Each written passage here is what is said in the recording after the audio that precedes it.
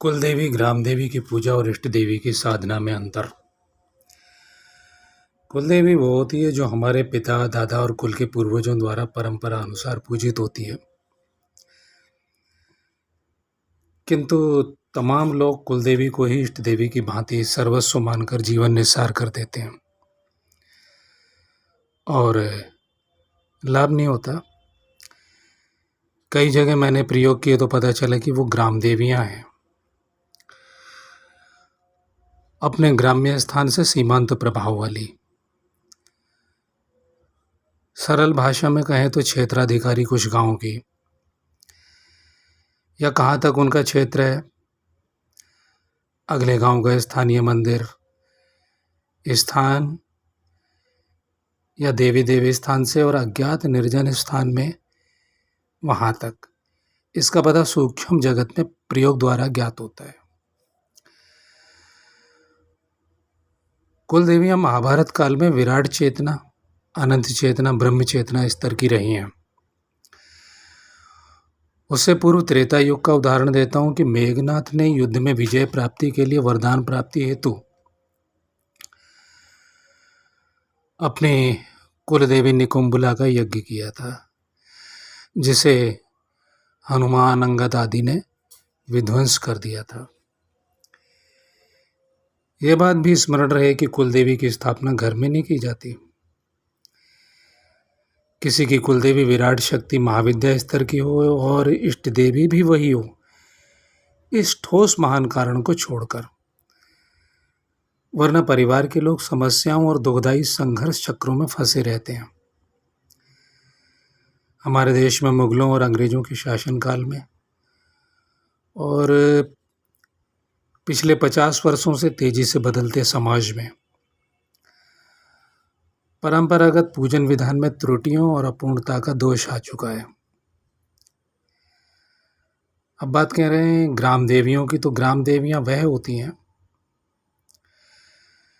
जो स्थानीय ग्रामीण जनों द्वारा पूजित होती हैं,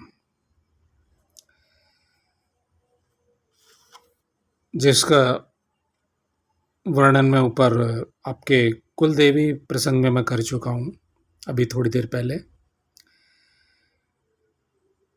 भूमि, भवन, जन्म, विवाह आदि पारिवारिक मंगल कार्यों में, जितने भी पारिवारिक मंगल कार्य होते हैं, इनमें इनका भोग, पूजन आदि किया जाता है। इनकी कृपा से संक्रामक रोगों जैसे चेचक, हैजा, प्लेग और अन्य प्रकार की महामारियां गांव में प्रवेश नहीं करती थीं। यही कहना पड़ेगा, क्योंकि जिस गांव में इन ग्राम देवी देवताओं को जागृत रखने वाले और पद्धति की और प्रक्रिया के जानकार मंत्रवेत्ता ब्राह्मण होते थे, वो गांव उपरोक्त महामारियों से सुरक्षित रहते थे।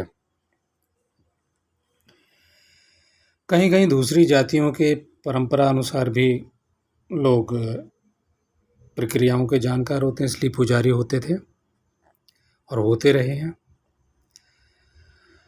आज कोरोना महामारी के इस दौर में कोई समर्थ पुजारी ग्राम देवी देवता की शक्ति का परिचय दे सकता था परिचय अपने ग्राम्य क्षेत्र अधिकार में ही सही। बेशक वो ग्राम्य क्षेत्राधिकार से बाहर ना कर सकता हो, लेकिन कम से कम इतना तो कर ही सकता था कि ग्राम देवी या ग्राम देवता की शक्ति से, उस विधान और उस जागृति से कि कोरोना उसके गांव में प्रवेश न करे, एक सीमा रेखा के अंदर, जैसे कि लक्ष्मण रेखा खींच दी गई हो गांव के चारों तरफ, क्योंकि उसका रक्षक ग्राम देवी और देवता होता है। टिड्डी दलों से रक्षा, चूहों से फसलों की रक्षा, पशुओं की बीमारी से रक्षा, ये सब जागृत ग्राम देवी देवताओं की शक्ति से गांव में होता रहा है। और श्रोतागणों में से कुछ लोगों को अवश्य ऐसी जानकारी होगी। ग्राम देवी थानों में, यानी कि इस थानों की शक्ति पुष्टि ग्रामवासियों की पूजन और भोग सामग्री की सूक्ष्म तन्मात्राओं से और श्रद्धा विश्वास की भाव शक्ति के तरंगों से प्राप्त होती है। फिर समझ लें कि उन देवी स्थानों में या देवता को जो स्थान है उसको पुष्टि और शक्ति कैसे प्राप्त होती है। वह अदृश्य जगत से जुड़ी हुई है, लेकिन यहाँ जो भावनाएं ग्राम निवासी जो उनको पूजन भेंट आदि उस भूमि के क्षेत्र के अनुसार अर्पण करते रहे हैं, प्रत्येक स्थान की तरंग बिल्कुल अलग होती है। तो दैवीय जगत से वो जुड़ी हुई है और इसलिए वो गांव की रक्षा कर सकती है उस शक्ति से। उसमें संपूर्ण गांव के मनुष्यों की भावनाओं का भी योगदान है। वो प्राण शक्ति बन जाती है और जो दैवी जगत का आकर्षण और संतुलन करती है और उस ग्रामीण क्षेत्र की रक्षा करती है। तो इसके आगे विराट चेतना देवी,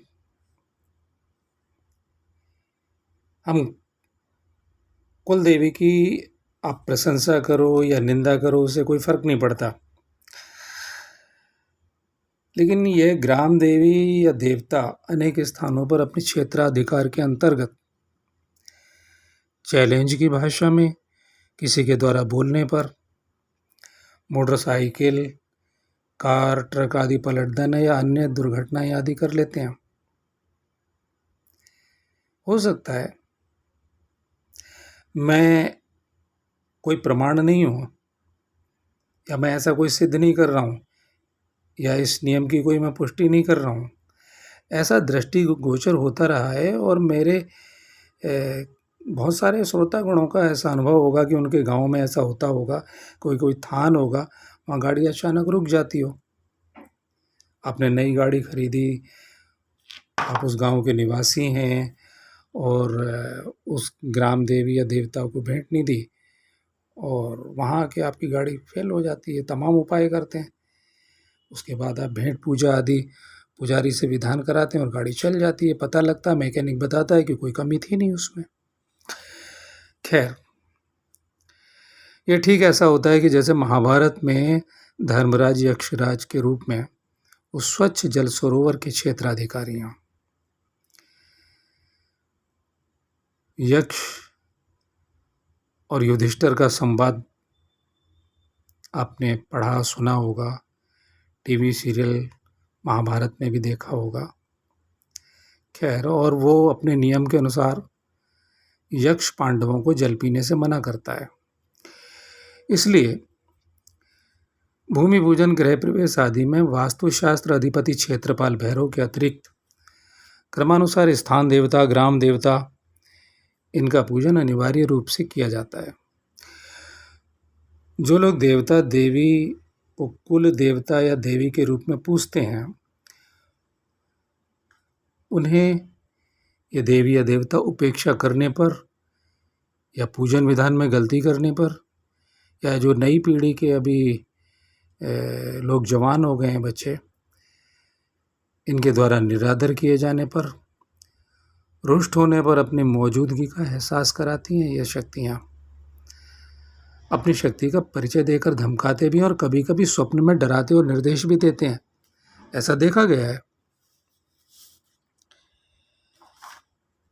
और घर परिवार में किसी स्त्री पुरुष के शरीर में आवेशित होकर परेशान भी करते हैं। वह फिर संकटों से बचने का मार्ग भी सुझाते हैं, अनुनय विनय करने पर आपके द्वारा, परिवार के द्वारा। फिर भी मैं एक स्पष्टीकरण करना चाहता हूँ कि इस सूर्यमंडल में और इस सूर्य को प्रकाश देने वाले अनंत सूर्यमंडल की अनंत पृथ्वियों में और अनंत ब्रह्मांड में निवास करने वाले स्थूल व अनंत सूक्ष्म और प्रकट प्राणियों को गति देने वाली अनंत शक्ति परमेश्वरी किसी नारी की देह में आवेशित नहीं होती है, क्योंकि स्त्री का कणकण अनंत शक्ति के तेज से बिखर कर विलीन हो जाएगा। ये मैं पंडित घनश्याम वत्स गाजियाबाद वाला आपको स्पष्ट कह रहा हूँ।